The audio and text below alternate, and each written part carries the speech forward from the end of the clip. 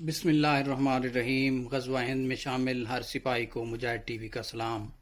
मुजाहिद TV के एक vlog में आपको पहले भी जिक्र किया है कि चाइना के शहर बीजिंग में एक यकदम से एक सुर्ख आंधी का तूफ़ान आया और रेत के इस तूफ़ान के साथ साथ आसमान जो है वो सुर्ख हो गया और तमाम दुनिया के जो एक्सपर्ट्स थे उन्होंने ये कहा कि चाइना ने ये एक्सपेरिमेंट किया है और उनके पास ये वेदर मॉडिफिकेशन के हवाले से उनके पास जो टेक्नोलॉजी उन्होंने हासिल की है और उसका तजर्बा किया है चाइना ने अपने मुल्क में, और यही तजर्बा वो इंडिया के ऊपर अप्लाई करेंगे।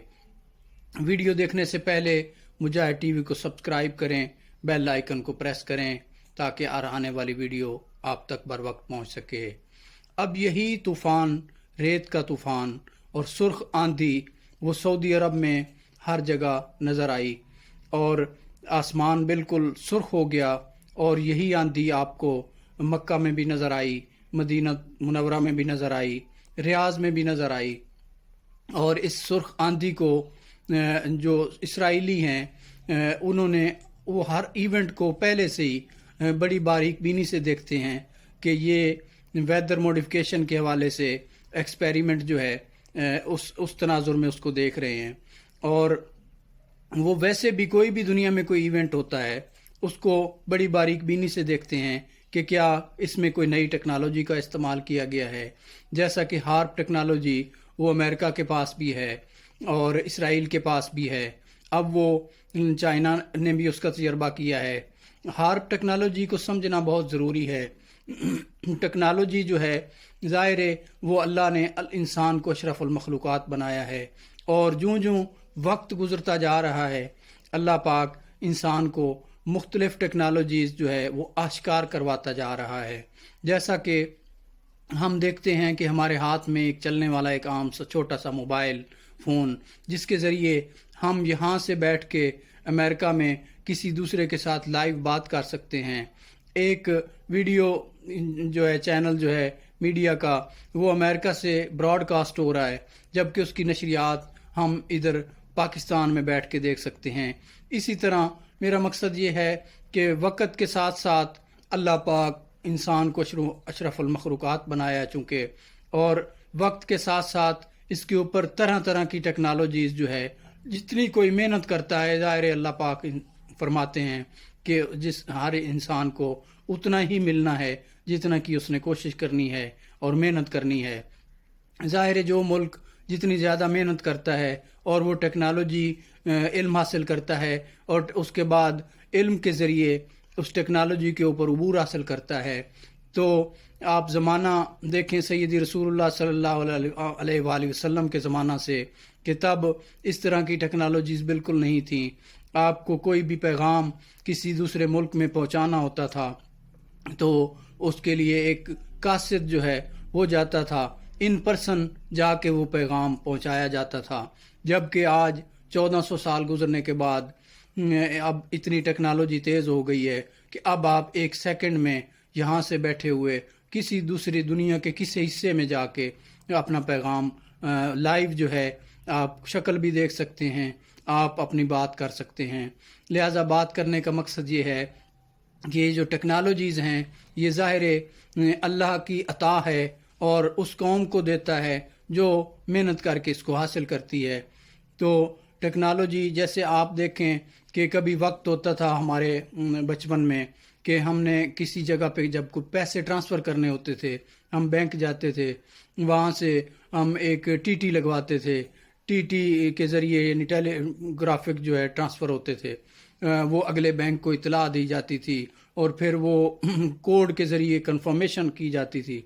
यानी कि आज से कोई 20 साल पहले वो टेक्नोलॉजी थी। उसके बाद टेक्नोलॉजी ने जिद्दत इख्तियार की और ऑनलाइन टेक्नोलॉजी का वक्त आया। तो ऑनलाइन टेक्नोलॉजी में क्या हुआ कि आप एक बैंक में जाते हैं, आप वहाँ पेमेंट जमा करवाते हैं, आपने दुनिया के किसी हिस्से में भेजनी है, ख़ासकर लोकल बैंक मुल्क अपने किसी भी शहर में भेजनी हो तो आप एक सेकंड में ऑनलाइन आपके पैसे ट्रांसफ़र हो जाते हैं। ये टेक्नोलॉजी बज़ाहिर अपनी आँखों से तो इसको देखा नहीं जा सकता है, जैसा कि आप बिजली को हर वक्त इस्तेमाल करते हैं पंखे भी चलाते हैं, उसके ज़रिए वॉशिंग मशीन भी यूज़ करते हैं, हमारे फ्रिज भी चल रहे हैं, एसी भी चल रहे हैं, लेकिन कोई इंसान अपनी इन आँखों से इस बिजली को देख नहीं सकता। इसी तरह ये ऐसी दुनिया में नई नई टेक्नोलॉजीज़ आ रही हैं जो अल्लाह की अता हैं खालिस्तन। अल्लाह की मर्ज़ी के बग़ैर कोई काम, मेरा अकीदा है, सब मुसलमानों का अकीदा है कि कोई काम नहीं हो सकता। इसी तरह ये नई टेक्नोलॉजी, इसको हार्प टेक्नोलॉजी कहते हैं, जिसके ज़रिए आप मौसमों में मॉडिफिकेशन कर सकते हैं, मौसमियाती तब्दीलियां लेके आ सकते हैं। दुनिया के किसी हिस्से में आपके पास एक दुनिया का पूरा नक्शा है, एक एक इंच का कोऑर्डिनेट आपके पास है, नक्शा आपके पास है। आप दुनिया के किसी हिस्से में, किसी शहर में, उस शहर के किसी ब्लॉक में, उस ब्लॉक की किसी गली में आप वेदर मॉडिफिकेशन के ज़रिए आप वहाँ पे बारिश बरसा सकते हैं, वहाँ पे ज़लज़ला ला सकते हैं, वहाँ पे कड़कती बिजली वो गिरा सकते हैं। ये बेसिकली वेदर मॉडिफिकेशन है। इस टेक्नोलॉजी को हार्प टेक्नोलॉजी कहते हैं। और इसी हार्प टेक्नोलॉजी जो है ये दुनिया के सिर्फ चंद ममालिक के पास है। अमेरिका, चाइना, रशिया, इसराइल और अब पाकिस्तान के पास भी है।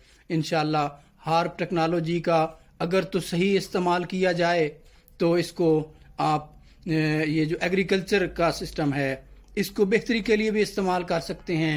लेकिन जहाँ पे आपको पता है पॉजिटिव फोर्सेस होती हैं, वहाँ पे नेगेटिव फोर्सेस भी होती हैं। वहाँ पे उसी टेक्नोलॉजी को फ़ायदे की बजाय लोगों के ऊपर जहमत और मुसीबत के लिए भी इस्तेमाल किया जाता है। जैसा कि हम अमूमन पिछले कई सालों से देख रहे हैं कि जब हमारी गंदम की फसल तैयार हो जाती है तो उस टाइम पे जब बारिशों की ज़रूरत नहीं होती, तब उस टाइम पे जहाँ जहाँ हमारी गंदम की फसल तैयार हुई खड़ी होती है वहाँ उस हार्प टेक्नोलॉजी के ज़रिए वहाँ पे बारिशों की बरसात की जाती है। वहाँ इतनी बारिशें की जाती हैं कि हमारी तैयार फसलें खड़ी खड़ी तबाह बर्बाद हो जाती हैं। ये तो उस टेक्नोलॉजी का माइनस और नेगेटिव इस्तेमाल है। लेकिन अगर हम इसी टेक्नोलॉजी को पॉजिटिव इस्तेमाल करें, जैसा कि आजकल गंदम और चने की फसल है, जहाँ जहाँ बारिशों की ज़रूरत है आप इस टेक्नोलॉजी के ज़रिए वहाँ वहाँ बारिशें बरसा के उस फसल को दुगना और तिगना कर सकते हैं।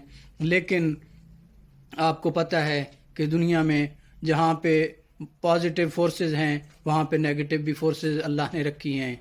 जहाँ पे इंसानी भलाई के काम होते हैं वहाँ शर और बुराई के काम भी इसी दुनिया में रहने वाली ताकतें सर अंजाम देती हैं। और वो इस टेक्नोलॉजी को बिज़नेस के तौर पे इस्तेमाल करेंगी। ज़ाहिर है दुनिया में तबाही आएगी, दुनिया में खुराक के कहत फैलेंगे, बहरान आएंगे, तो उस सिलसिले में वो अपना कारोबार चमकाएंगे। जैसा कि आपने सुना है कि हमेशा खौफ बिकता है, परेशानी बिकती है। अब हमने 2020 में देखा कि एक बीमारी आई, बीमारी भी मैन मेड वायरस के ज़रिए लाई गई, फिर उसके ज़रिए मीडिया में बैठे तमाम लोगों के ज़रिए उसके ऊपर खौफ फैलाया गया। फिर उस खौफ के बाद उसकी वैक्सीन तैयार की गई और उस वैक्सीन को बेचा गया। ये मैं इस टेक्नोलॉजी का इस्तेमाल को बिज़नेस में इस्तेमाल करने के बारे में आपको समझाने की कोशिश कर रहा हूँ।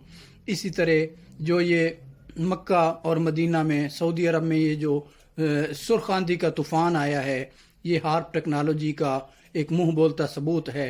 और इसके बाद यूएई, अबू धाबी और कतर वगैरह में भी इसकी वार्निंग्स जारी कर दी गई हैं। आप अगर इसी सारे सिलसिले को दूसरे हवाले से देखें, जैसा कि इसराइल हर इवेंट को दुनिया में होने वाले को बड़ी बारीक बीनी से देखता है और उस पर खुल के इजहार भी करता है।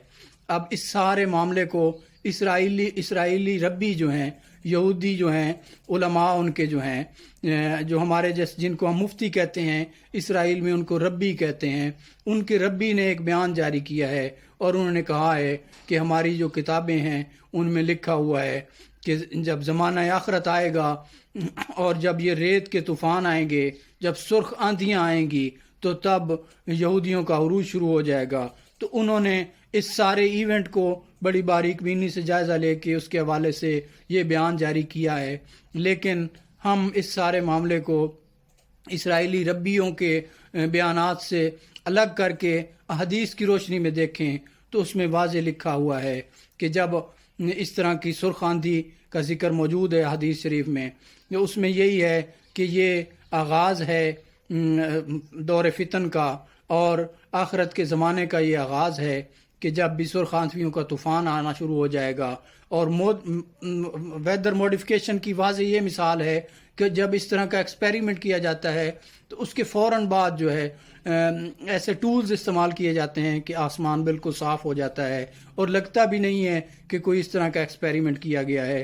ہم نے ان سارے ایونٹس کو، جیسا کہ یہودی اپنے کتابوں کے حوالے سے دیکھ رہے ہیں، اپنی بکس میں سے اس کو ڈھونڈنے کی کوشش کر رہے ہیں، اس پہ نظر رکھے ہوئے ہیں، ہم نے اسی طرح اپنی قرآن کریم اور حدیث کی روشنی میں دیکھیں تو اس میں واضح طور پہ یہ صاف طور پہ لگ رہا ہے کہ دور فتن کا آغاز شروع ہو چکا ہے۔ ہمیں اس کے لیے بھرپور تیاری کرنی ہے، ہمیں اپنی عام عوام کو فتنہ دجال سے بالکل روشناس کروانا ہے، اور جیسا کہ حدیث نبوی میں ہے کہ دجال کے فتنے سے وہی شخص بچے گا جس کو دجال کے فتنوں کا علم ہوگا۔ لہٰذا ہمیں اپنے عوام کو فتنہ دجال سے روشناس کروانا ہے، اسے آگاہ کرنا ہے، اس کو اس چیز کا بتانا ہے کہ دجال کا فتنہ کیا ہے اور کس طریقے سے اس نے دور فتن میں ہر گھر میں فتنے پیدا کرنے ہیں۔ ہمیں اس چیز کو اپنے آنے والی نسلوں تک پہنچانا ہے، یہ ہماری ذمہ داری ہے۔ اللہ کریم پاکستان کا حامی و ناصر ہو۔ اللہ حافظ۔